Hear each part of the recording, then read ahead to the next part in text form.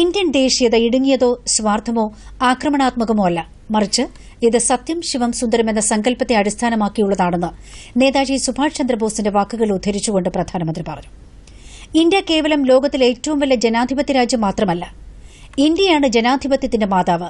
ഇതാണ് ഞങ്ങളുടെ ധാർമ്മികത. നമ്മുടെ രാജ്യത്തിന്റെ ഗുണവിശേഷം ജനാധിപത്യപരമാണ്. പ്രധാനമന്ത്രി പറഞ്ഞു. ये मदर ऑफ डेमोक्रेसी है, ये लोकतंत्र की जननी है. हम सिर्फ बड़ा लोकतंत्र है ऐसा नहीं है, यह देश लोकतंत्र की जननी है. ये बात हमें हमारी आने वाली पीढ़ियों को सिखानी होगी और हमें गर्व से बात को बोलना होगा, क्योंकि हमारे पूर्वजों ने विरासत हमें दी है. भारत की शासन व्यवस्था डेमोक्रेटिक है. सिर्फ इसी वजह से हम लोकतांत्रिक देश नहीं है.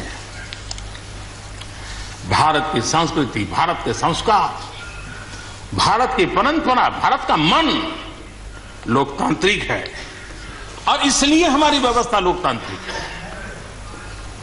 ये है इसलिए ये है ऐसा नहीं है, मूलतः हम लोकतांत्रिक हैं इसलिए ये है. എന്തിനേയും ഏതിനേയും എതിർക്കുന്ന നിലപാടിൽ നിന്ന് മാറി രാജ്യത്തിന്റെ ക്ഷേമത്തിനായി ഏവരും നിലകൊള്ളണമെന്ന് പ്രധാനമന്ത്രി നരേന്ദ്രമോദി പറഞ്ഞു. ലോകത്തിന്റെ ക്ഷേമത്തിനായി ഇന്ത്യയ്ക്ക് ഏറെ സംഭാവനകൾ ചെയ്യാനാകുമെന്ന് അദ്ദേഹം പ്രത്യാശ പ്രകടിപ്പിച്ചു. രാജ്യത്തിന്റെ മുന്നേറ്റത്തിന് തടസ്സം നിൽക്കുന്ന നിലപാട് ശരിയല്ല. രാജ്യത്തെ സാധാരണക്കാർക്കൊപ്പമാണ് കേന്ദ്ര ഗവൺമെന്റ് നിലകൊള്ളുന്നത്. हमारे देश के विकास के लिए ग्रामीण अर्थव्यवस्था इसका अपना एक मूल्य है. ग्रामीण अर्थव्यवस्था हमारे आत्मनिर्भर भारत का एक अहम स्तंभ है. आत्मनिर्भर भारत ये किसी सरकार का कार्यक्रम नहीं हो सकता है और होना भी नहीं चाहिए. ये 130 करोड़ देशवासियों के संकल्प होने चाहिए. ദാരിദ്ര്യ നിർമ്മാർജ്ജനമാണ് കേന്ദ്ര ഗവൺമെന്റിന്റെ ലക്ഷ്യം. രാജ്യം ഇന്ന് നിക്ഷേപ സൌഹൃദമായെന്നും വിദേശ നിക്ഷേപ നിരക്കിൽ ഇന്ത്യ വൻ വളർച്ച കൈവരിച്ചെന്നും പ്രധാനമന്ത്രി പറഞ്ഞു. ജിഡിപിയിൽ ഇന്ത്യ ഇരട്ടയക്ക വളർച്ച കൈവരിക്കുമെന്നാണ് വിദേശ രാജ്യങ്ങൾ പോലും കണക്കാക്കുന്നത്. സർജിക്കൽ സ്ട്രൈക്കിലൂടെ ഇന്ത്യയുടെ ശക്തി ലോകം കണ്ടതായും പ്രധാനമന്ത്രി പറഞ്ഞു. പുനരുപയോഗ ഊർജ്ജ ഉപയോഗത്തിലും ഇന്റർനെറ്റ് ഉപയോഗത്തിലും ഇന്ത്യ മുന്നിലാണ്. രാജ്യത്തെ അസ്ഥിരപ്പെടുത്താൻ ശ്രമിക്കുന്ന ശക്തികൾക്കെതിരെ പ്രധാനമന്ത്രി മുന്നറിയിപ്പ് നൽകി. സിഖ് ജനത രാജ്യത്തിന് നൽകിയ സംഭാവനകൾ വിലപ്പെട്ടതാണെന്നും അദ്ദേഹം വ്യക്തമാക്കി. ये देश हर सिख के लिए गर्व करता है. देश के लिए क्या कुछ नहीं किया इन्होंने. उनका जितना हम आदर करें उतना कम है. गुरुओं की महान परंपरा को, और मेरा भाग्य रहा है मुझे पंजाब की रोटी खाने का अवसर मिला है. मैं जिंदगी में बहुत महत्वपूर्ण वर्ष पंजाब में बिताए हैं, इसलिए मुझे मालूम है. और इसलिए जो भाषा उनके लिए कुछ लोग बोलते हैं. നയപ്രഖ്യാപന പ്രസംഗം ബഹിഷ്കരിച്ച പ്രതിപക്ഷ നടപടി ശരിയായില്ലെന്നും അഭിപ്രായ പ്രകടനങ്ങളിലൂടെയാണ് ജനാധിപത്യം ശക്തിപ്പെടുന്നതെന്നും പ്രധാനമന്ത്രി പറഞ്ഞു. രാഷ്ട്രപതിയുടെ പ്രസംഗം കേൾക്കാതെയാണ് പ്രതിപക്ഷം വിമർശിച്ചത്. എന്നാൽ നയപ്രഖ്യാപന പ്രസംഗത്തിന്റെ കരുത്തുകൊണ്ട് അത് വ്യത്യസ്തമായെന്നും പ്രധാനമന്ത്രി വ്യക്തമാക്കി. സബ്കാ സാത്ത് സബ്കാ വികാസ് സബ്കാ വിശ്വാസ് എന്ന സങ്കല്പത്തെ പരാമർശിച്ചുകൊണ്ട് നക്സൽ ബാധിത പ്രദേശങ്ങളും വടക്കുകിഴക്കൻ സംസ്ഥാനങ്ങളും സാധാരണ നില കൈവരിക്കാൻ സ്വീകരിച്ച നടപടികളെക്കുറിച്ച് പ്രധാനമന്ത്രി എടുത്തു പറഞ്ഞു. വരുംകാലങ്ങളിൽ കിഴക്കൻ പ്രദേശങ്ങൾ രാജ്യത്തിന്റെ വികസനത്തിൽ വലിയ പങ്ക് വഹിക്കുമെന്നും പ്രധാനമന്ത്രി പ്രത്യാശ പ്രകടിപ്പിച്ചു. छोटे किसानों की दयनीय स्थिति चौधरी चरण सिंह जी के लिए बहुत ही हमेशा पीड़ा देती थी. वो हमेशा उसकी चिंता करते थे. अब हम आगे देखें, ऐसे किसान जिनके पास 1 हेक्टेयर से भी कम जमीन होती है, 1971 में वे 51% थे, आज 68% हो चुके हैं. यानी देश में ऐसे किसानों की संख्या बढ़ रही है जिनके पास बहुत थोड़ी सी जमीन है. आज लघु और सीमांत किसानों की मिलाएं तो 86% ज्यादा किसान के पास 2 हेक्टेयर से भी कम जमीन है. കർഷക സമരം അവസാനിപ്പിക്കാൻ നിരവധി ശ്രമങ്ങളാണ് കേന്ദ്ര ഗവൺമെന്റ് നടത്തിയതെന്ന് പ്രധാനമന്ത്രി നരേന്ദ്രമോദി. ഇതിന്റെ ഭാഗമായി കർഷകരുമായി കൃഷിമന്ത്രി പലതവണ ചർച്ച നടത്തി. कृषि मंत्री जी लगातार किसानों से बातचीत कर रहे हैं, लगातार मीटिंगें हो रही हैं और अभी तक कोई तनाव पैदा नहीं हुआ है।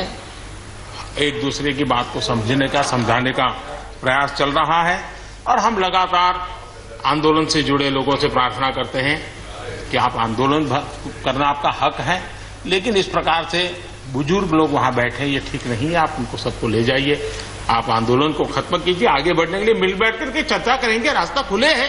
ये सब हमने कहा है। मैं आज भी इस सदन से माध्यम से भी निमंत्रण देता हूं। നിലവിൽ നടക്കുന്ന കർഷക സമരം എന്താവശ്യമാണ് മുന്നോട്ട് വയ്ക്കുന്നതെന്ന് അദ്ദേഹം ചോദിച്ചു. കാർഷിക ഉൽപ്പന്നങ്ങൾക്കുള്ള മിനിമം താങ്ങുവില തുടരും. ചെറുകിട ഇടത്തരം കർഷകരുടെ വളർച്ചയാണ് കേന്ദ്ര ഗവൺമെന്റ് ലക്ഷ്യമിടുന്നതെന്നും അദ്ദേഹം വ്യക്തമാക്കി. കർഷകരുടെ ജീവിത നിലവാരം മെച്ചപ്പെടുത്താൻ കേന്ദ്ര ഗവൺമെന്റിന് സാധിച്ചതായും ഫസൽ ബീമ യോജനയിലൂടെ 90,000 കോടി രൂപ വിതരണം ചെയ്തതായും പ്രധാനമന്ത്രി രാജ്യസഭയിൽ പറഞ്ഞു. കടാശ്വാസ പദ്ധതികളുടെ ആനുകൂല്യങ്ങൾ എല്ലാ കർഷകരിലും എത്തണം.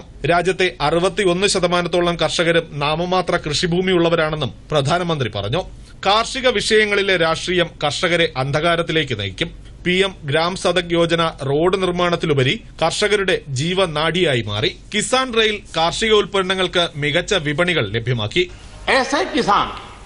जिनके पास 1 हेक्टेयर से भी कम जमीन होती है, 1971 में वे 51% थे, आज 68% हो चुके हैं। यानी देश में ऐसे किसानों की संख्या बढ़ रही है जिनके पास बहुत थोड़ी सी जमीन है। आज लघु और सीमांत किसानों की मिलाएं तो 86% ज्यादा किसान के पास 2 हेक्टेयर से भी कम जमीन है. PM കിസാൻ പദ്ധതി 10 കോടി കാർഷിക കുടുംബങ്ങൾക്ക് പ്രയോജനം ചെയ്തതായും കിസാൻ ക്രെഡിറ്റ് കാർഡും കാർഷിക പെൻഷനും കേന്ദ്ര ഗവൺമെന്റ് നടപ്പാക്കിയെന്നും അദ്ദേഹം പറഞ്ഞു. പല വടക്കുകിഴക്കൻ സംസ്ഥാനങ്ങളും കിസാൻ റെയിലിന്റെ സേവനങ്ങളെ ശരിയായ രീതിയിൽ പ്രയോജനപ്പെടുത്തുന്നുണ്ടെന്നും അദ്ദേഹം പറഞ്ഞു.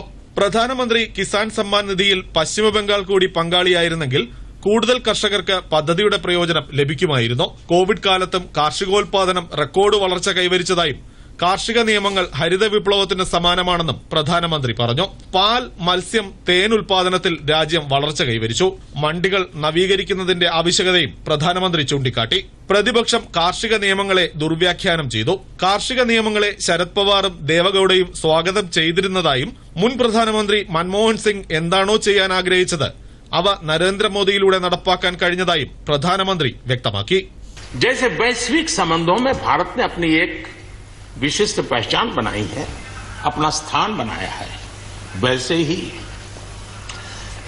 भारत ने हमारे फेडरल स्ट्रक्चर को इस कोरोना के कालखंड में हमारी अंतर्भूत ताकत क्या है, संकट के समय हम कैसे मिलकर के काम कर सकते हैं, एक ही दिशा में सब शक्तियां लगा करके हम कैसे प्रयास कर सकते हैं, ये केंद्र और राज्य ने मिलकर के करके दिखाया है.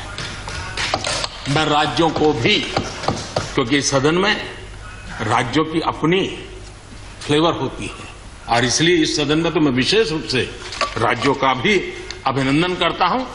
കോവിഡിനെതിരെ ഇന്ത്യ ശക്തമായ പോരാട്ടമാണ് കാഴ്ചവച്ചതെന്ന് പ്രധാനമന്ത്രി നരേന്ദ്രമോദി. ചെറിയ കാലയളവിനുള്ളിൽ സ്വന്തമായി കോവിഡ് വാക്സിൻ നിർമ്മിക്കാൻ രാജ്യത്തെ ശാസ്ത്രജ്ഞർക്ക് കഴിഞ്ഞിട്ടുണ്ടെന്നും ഇത് അഭിമാനാർഹമായ നേട്ടമാണെന്നും അദ്ദേഹം പറഞ്ഞു. इतने कम समय में मिशन मोड में हमारे वैज्ञानिक भी जुटे रहे, ये मानव जात के इतिहास में भारत के योगदान एक गौरवपूर्ण गाथा है. इसका हम गौरव करें और उसी में से एक नए आत्मविश्वास की प्रेरणा भी जगती है. हमने उस नए आत्मविश्वास की प्रेरणा को जगाने के ऐसे प्रयासों को आज देश गर्व कर सकता है कि दुनिया का सबसे बड़ा टीकाकरण अभियान इसी मेरे देश में चल रहा है. മഹാമാരിക്കെതിരെ ഇന്ത്യ നേടിയ വിജയം രാജ്യത്തിലെ എല്ലാവരുടെയും വിജയമാണെന്നും അദ്ദേഹം വ്യക്തമാക്കി. കോവിഡ് വാക്സിൻ ഇന്ത്യയുടെ ആവശ്യം കഴിഞ്ഞ് ബാക്കിയുള്ളവ മറ്റ് രാജ്യങ്ങൾക്ക് നൽകുകയാണ്. കൊറോണയ്ക്കെതിരെ കേന്ദ്ര സംസ്ഥാന ഗവൺമെന്റുകൾ ഒന്നിച്ചു പ്രവർത്തിച്ചു. കോവിഡ് കാലത്ത് ഇന്ത്യയെ ലോകം പ്രതീക്ഷയോടെയാണ് കണ്ടത്.